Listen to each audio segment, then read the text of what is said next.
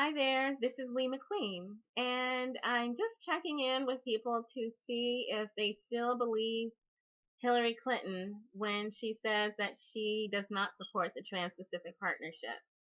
When she opens her mouth and says, I do not support the Trans-Pacific Partnership, do you nod your head in agreement? Do you agree with her? And when you do agree, is it because you believe her? Or you'll just say anything to help her get elected, or just like she does?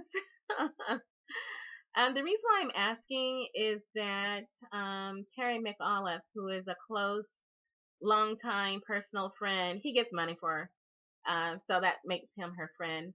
But anyway, he's a chief money man for Hillary Clinton during her previous campaigns, and he's also the governor of Virginia, swing state, also governor of the state from whence Tim Kaine originates, who is also pro-TPP, as he has said up until last week.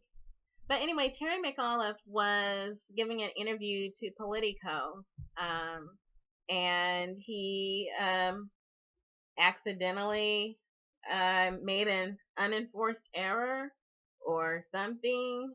Maybe he felt he wanted to brag, or I don't know what it was. Anyway, according to Politico, they were doing an interview, and Terry McAuliffe is quoted as saying, once the election's over and we sit down on trade, people understand a couple of things we want to fix on it, but going forward, we got to build a global economy.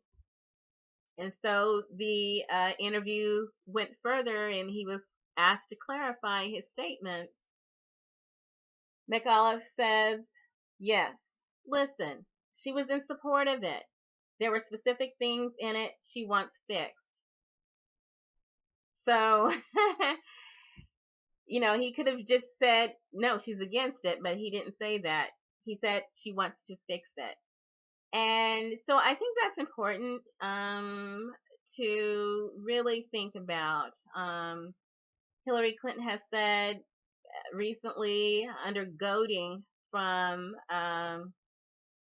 Bernie Sanders, that she no longer supported the Trans-Pacific Partnership because once she read it, she felt like, no, it's not acceptable. But the thing is, she supported it 45 different occasions prior to addressing Bernie Sanders. She supported it publicly, positively, in 45 different occasions. And she even went so far as to calling it the gold standard of trade deals. And I'm just curious, if you had not read it, why did you support it 45 times? And why did you call it the gold standard of trade deals?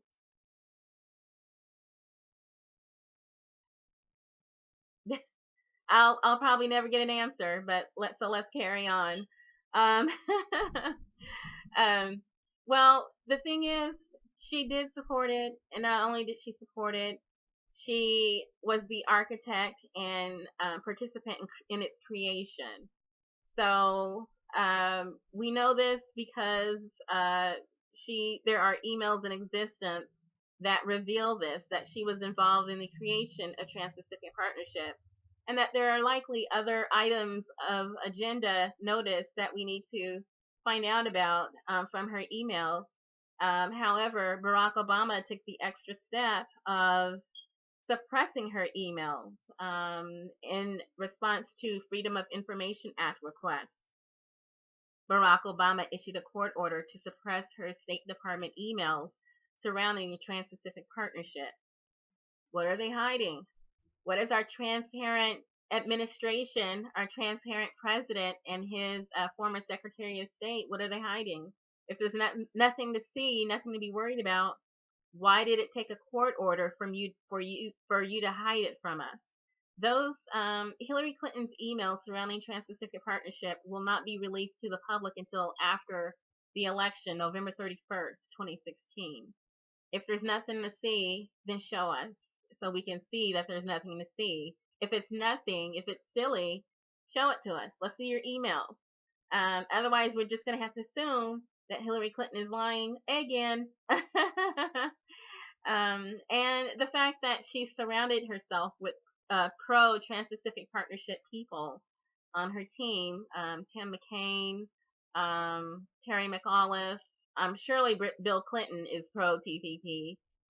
We can say this because Bill Clinton has never made a free trade deal that he did not support. And this is, we're talking about NAFTA and how the playbook is repeating itself. They're repeating the same exact play from 1992. 24 years ago, Bill Clinton was in a three-way race with Ross Perot and George H.W. Bush. And Ross Perot just put everybody on Front Street. He was like, you know what, NAFTA, this trade deal, is going to be a giant sucking sound of all our jobs being sucked away to Mexico. And people said, Bill Clinton, we're going to choose him. And, Bill Clinton actually came out and said, you know what, maybe I'm not for NAFTA. Maybe, I guess I'm not for NAFTA. And people believed him. And then Bill Clinton made some cosmetic changes and passed NAFTA. He rammed it through Congress. He double-fisted it through Congress. And here we are with cities like ghost towns, jobs, factories, manufacturing, even white-collar positions have been sucked away. Sounded more like a toilet flushing than a giant sucking sound, but there they go. And those jobs have not returned. And according to Barack Obama, they never will return. That's what NAFTA brought us.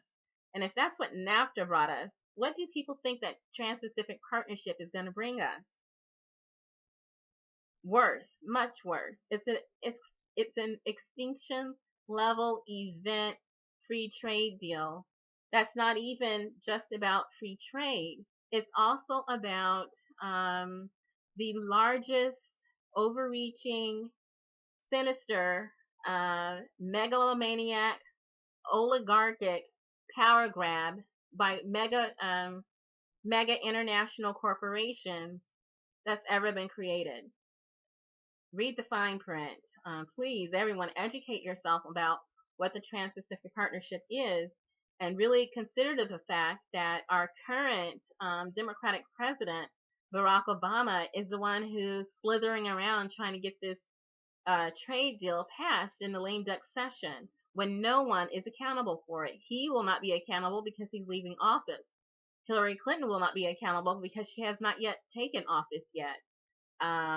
There's probably Democratic senators and congressmen who are willing to stand with the Republicans who are free trade on this deal, the same way they stood with Republicans on the GMO labeling bill that Bernie Sanders tried to fight against. And so this is how much people want the Trans-Pacific Partnership. All this malfeasance to get Hillary Clinton closer to the White House. It's about the Trans-Pacific Partnership. They want it that badly. It's a very harmful trade deal that would override our government. We will no longer have a government that will be able to protect us, will not be able to protect our environment, fracking everywhere. If they want to put lead in your water, there's nothing you can do. You try to do something, your government throws you under the bus because they will get sued by these corporations. There will be no consumer protection. There will be no environmental protection. There will be no labor protection, nothing. No human rights protection.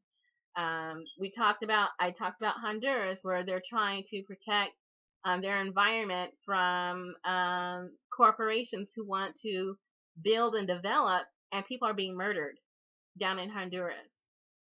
This is the power grab that we're talking about. This is what Trans-Pacific Partnership brings.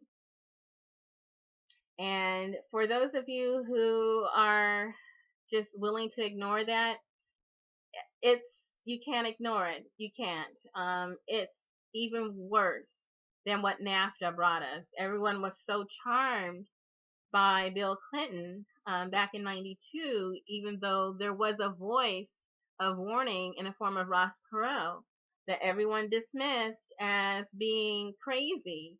He warned us. People didn't listen, and this is where we are.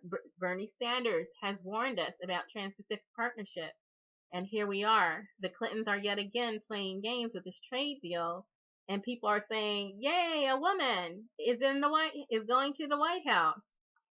With that woman comes Trans-Pacific Partnership. So you have to ask yourself, if you want to vote for Hillary Clinton, do you understand that it is also a vote for the Trans-Pacific Partnership? And along with her comes a vice president who is pro-TPP. They both want the Trans-Pacific Partnership. Maybe read back in history about how Bill Clinton was able to manipulate not only the public but also Congress in order to get NAFTA passed. And if you don't see something repeating itself in 2016, well, it's all up to you. Your votes belong to you. But please at least educate yourself on what's going to happen with the Trans-Pacific Partnership.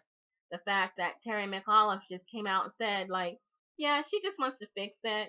After the election, it's all going to be good. Really think about what is about to happen and whether you want to participate in that. Good luck.